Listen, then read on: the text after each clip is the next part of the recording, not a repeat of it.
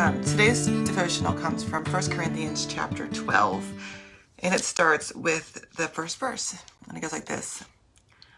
Brothers and sisters, I don't want you to be ignorant about spiritual gifts. You know that when you were Gentiles, you were often misled by false gods that can't speak. So I want to make it clear to you that no one says Jesus is cursed when speaking by God's Spirit, and no one can say Jesus is Lord except by the Holy Spirit. There are different spiritual gifts, but the same Spirit. And there are different ministries in the same Lord. And there are different activities, but the same God who produces all of them in everyone. A demonstration of the Spirit is given to each person for the common good.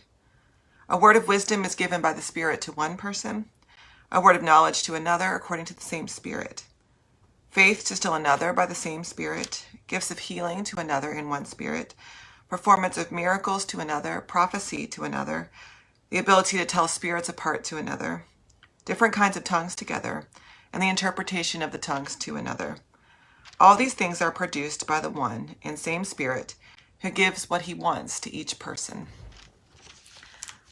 There's a lot in this passage. This is one of those passages where we read it and we give ourselves comfort. I think a little bit of comfort that at least we have a spiritual gift. Somewhere in the list we can find something that we can do.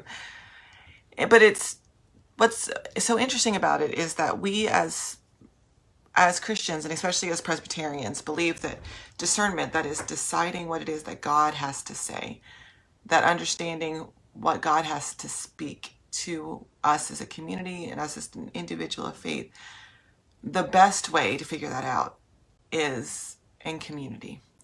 That very often, almost never does God give a unique vision to one person and say, keep it a secret.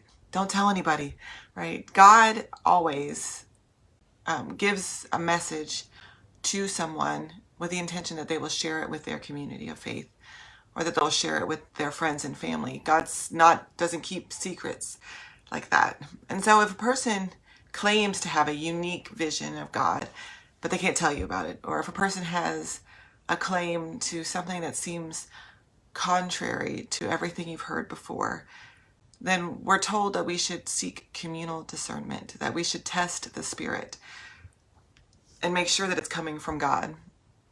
There are a lot of people out there in the world who try to make profit off of the easy gospel.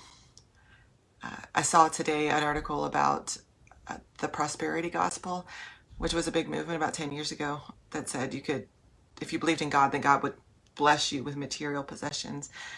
But today that's sort of transformed into the fame gospel, that if you believe in God, then God will give you fame and fortune. Anything that seems too easy, anything that doesn't require a cost, that doesn't require you to sacrifice a little bit of something, is probably not from God. And so we are asked to test the spirits. That is, test ideas, test our vision of where God has us going by being in community with one another. You can't be a solo Christian. It's just not possible. It's just not how God sees our faith happening. And so I encourage you to find a community of faith that you can trust to test the Spirit and make sure you're going in the right track. God bless.